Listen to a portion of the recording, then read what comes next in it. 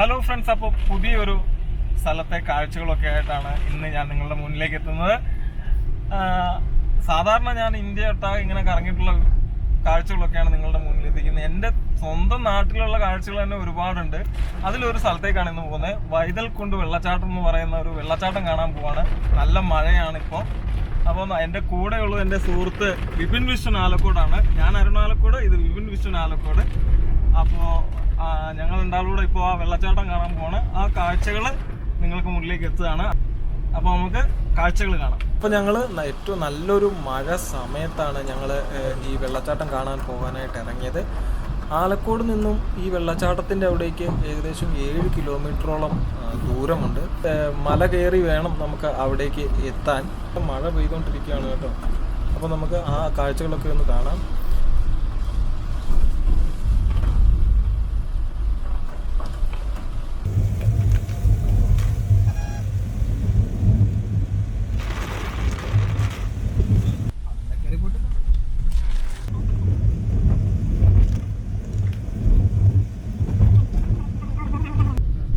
കാണുന്നതാണ് ഒറ്റത്തൈ എന്ന് പറയുന്ന സ്ഥലം. ഇവിടുന്ന് ഇനിയും കുറച്ചുകൂടെ മുകളിലേക്ക് പോയാലാണ് നമ്മൾ വെള്ളച്ചാട്ടത്തിൻ്റെ അവിടെ എത്തുക. പോകുന്ന വഴിക്ക് നമുക്ക് ഇതുപോലെയുള്ള ചെറിയ വെള്ളച്ചാട്ടങ്ങളൊക്കെ കാണാൻ സാധിക്കും. ഈ മലയിലൊക്കെ നല്ല കോട കയറി കിടപ്പുണ്ട്. ഈ കാണുന്ന ജംഗ്ഷന്റെ പേര് റിവേഴ്സ് വളവ് എന്നാണ്.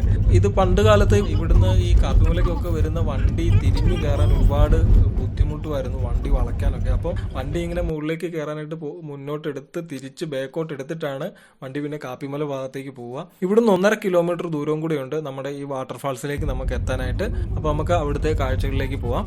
ഞങ്ങള് വെള്ളച്ചാട്ടത്തിന്റെ അടുത്ത് എത്താറായപ്പോഴേക്കും മഴ കുറച്ച് ശമിച്ചിരുന്നു. ഇവിടൊക്കെ മഞ്ഞ് മൂടി കിടക്കുകയാണ്. ഇപ്പം മഴ കുറഞ്ഞു നിൽക്കുന്ന സമയമാണ്. നമുക്ക് കുറച്ച് ഭാഗ്യമുണ്ട്, മഴ നനയാതെ മുകളിലേക്ക് കയറി പോകാൻ സാധിക്കുമെന്ന് വിചാരിക്കുന്നു. അങ്ങനെ നമ്മൾ നമ്മുടെ ഈ വെള്ളച്ചാട്ടത്തിന്റെ താഴെ അടിവാരത്ത് എത്താറായി. ഇനി ഇവിടുന്ന് അങ്ങോട്ടേക്ക് ടാറിട്ട റോഡല്ല കേട്ടോ, വെട്ടി തെളിച്ച റോഡാണ്, ചെറിയ വഴിയാണ്. നമ്മൾ ഒരു പ്രൈവറ്റ് പ്രോപ്പർട്ടിയിലേക്കാണ് വണ്ടി പോയി പാർക്ക് ചെയ്യുക. അത് അദ്ദേഹം അവിടെ ഒരു ചെറിയ ചായക്കടയൊക്കെ നടത്തുന്നുണ്ട്. അതുപോലെ പാർക്ക് ചെയ്യാനായിട്ട് അദ്ദേഹത്തിൻ്റെ പറമ്പ് തന്നെ അദ്ദേഹം വലിയ രീതിയിൽ സെറ്റ് ചെയ്തിട്ടേക്കുകയാണ്. നമ്മൾ മുകളിലേക്ക് കയറി പോകുന്ന ഒരു പ്രൈവറ്റ് പ്രോപ്പർട്ടിയിലൂടെ തന്നെയാണ്. ആ ദൂരെ കാണുന്നതാണ് വെള്ളച്ചാട്ടം. അപ്പം നമുക്കിനി അങ്ങോട്ടേക്കാണ് പോകേണ്ടത്. നമ്മൾ ഇവിടെ ഇനി ഈ കാണുന്ന പാർക്കിംഗ് ഏരിയയിൽ വണ്ടി പാർക്ക് ചെയ്യും. പാർക്കിംഗ് ഫീസായിട്ട് നമ്മൾ 50 രൂപ കൊടുക്കണം. എന്നിട്ട് ഇവിടുന്ന് നമ്മൾ ഇനി ഒരു 800 മീറ്ററോളം മുകളിലേക്ക് നടന്ന് വേണം വെള്ളച്ചാട്ടത്തിൻ്റെ അടുത്തേക്ക് പോകാനായിട്ട്. ഈ വെള്ളച്ചാട്ടം ഉത്ഭവിക്കുന്നത് പൈതൽ മലയുടെ മുകളിൽ നിന്നാണ്. അത് കോട വന്ന് മൂടിയേക്കുന്ന കാരണമാണ് നമുക്കത് കാണാൻ സാധിക്കാത്തത്. 1-2 ആൾക്കാരൊക്കെ വന്നു പോകുന്നുണ്ട് കേട്ടോ ഈ സമയത്ത്. ഞങ്ങൾ ഈ മുകളിലേക്ക് കയറിയപ്പോൾ അവിടുത്തെ ചേട്ടൻ ഞങ്ങളോട് പറഞ്ഞു ഇങ്ങനെ മുകളിലൊക്കെ നല്ല മഴ പെയ്യുന്നുണ്ട്, അതുകൊണ്ട് ചിലപ്പോൾ ഒരുപാട് വെള്ളം വരാൻ സാധ്യതയുണ്ടെന്ന് നമ്മളോട് പറഞ്ഞു. യാത്രക്കാരൊക്കെ കുറവുള്ള ഒരു ദിവസമാണ് ഞങ്ങൾ ഇവിടേക്ക് എത്തിയത്. വെള്ളി, ശനി, ഞായർ ദിവസങ്ങളിലൊക്കെ നല്ല ആളായിരിക്കും. ഒരുപാട് പേര് ദൂരെ നിന്നൊക്കെ ഈ വെള്ളച്ചാട്ടം കാണാനായിട്ട് വരാറുണ്ട്.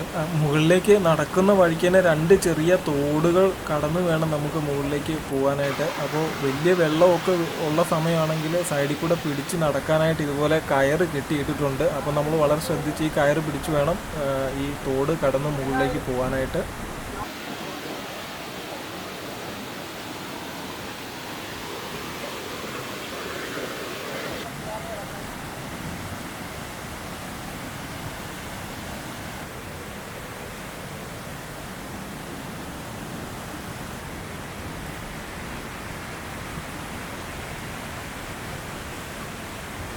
സുഹൃത്തുക്കളെ, നമ്മളിങ്ങനെ നടന്ന് കയറി വരുമ്പോൾ ഒരു 3-4 ചെറിയ വഴി കാണും. പക്ഷെ നമുക്ക് ഇടതുവശത്തേക്കുള്ള വഴി കൂടെ മുകളിലേക്ക് നടന്ന് കയറി പോകണം. ഒരു 800 മീറ്ററോളം ഉണ്ട് കേട്ടോ വണ്ടി വരുന്നിടത്ത് നടന്ന് കയറാൻ. വഴിയൊക്കെ പായലൊക്കെ ഉള്ളതാണ്. അപ്പോൾ നോക്കി കയറണം. മഴയൊക്കെ ആണെങ്കിൽ തെന്നും, വളരെ മോശമാണ്. നടന്ന് കയറാനുള്ള വഴിയേ ഉള്ളൂ. ആ മുകളിൽ കാണുന്ന ആ പച്ചയായി കിടക്കുന്ന സ്ഥലമൊക്കെ നല്ല വാഴക്കൃഷി നടത്തുന്നതാണ് കേട്ടോ ഇവിടുത്തെ കർഷകർ. ഏറ്റവും കൂടുതൽ ഇവിടെ ഉണ്ടാവുക കവുങ്ങ്, തെങ്ങ്, വാഴക്കൃഷി ഇതൊക്കെയാണ്.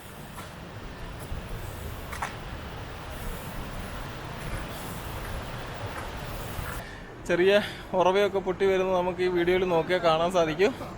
മഞ്ഞ് വീണ് കിടക്കുന്നിടത്ത് കാണുന്ന ആ ഒരു വെള്ളച്ചാട്ടം കണ്ടോ ആ ചെറിയത്, അതാണ് ആലക്കോട് പുഴയുടെ ഉത്ഭവ സ്ഥലം.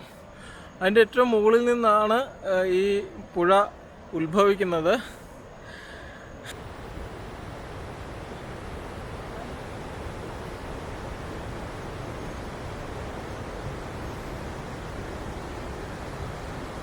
വെച്ച് കഴിഞ്ഞാൽ മഴക്കാലത്തൊക്കെ ഇങ്ങോട്ട് വന്നു കഴിഞ്ഞാൽ ചിലപ്പോൾ ഉരുളൊക്കെ പൊട്ടാൻ സാധ്യതയുള്ളൊരു ഏരിയ ആണ് കേട്ടോ.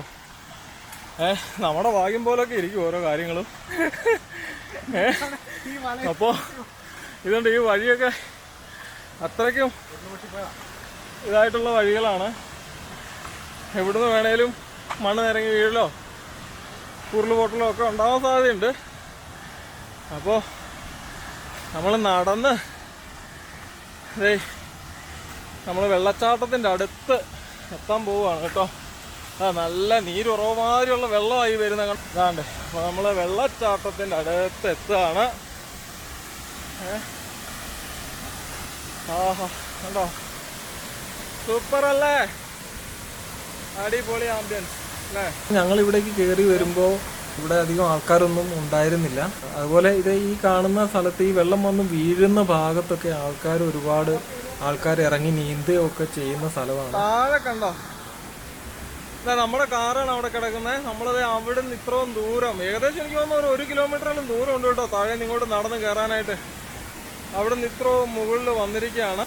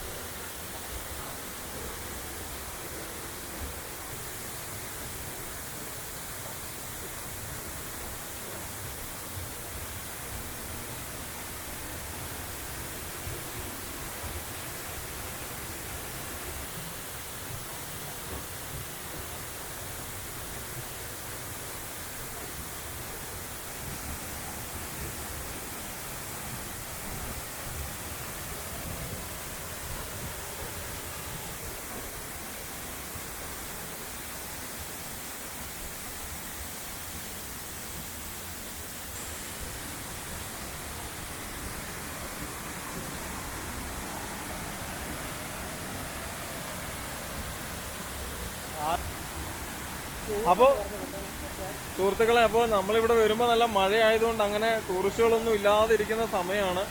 അതുകൊണ്ട് നമുക്ക് വെള്ളത്തിലൊക്കെ ഇറങ്ങി കുളിക്കാൻ ഒരു ഇത്തിരി പേടിയുള്ളതുകൊണ്ട് നമ്മൾ വെള്ളത്തിലൊന്നും അധികം ഇറങ്ങാൻ നിന്നില്ല. അപ്പോൾ ഇതാണ് വൈതൽക്കുണ്ട് വെള്ളച്ചാട്ടം.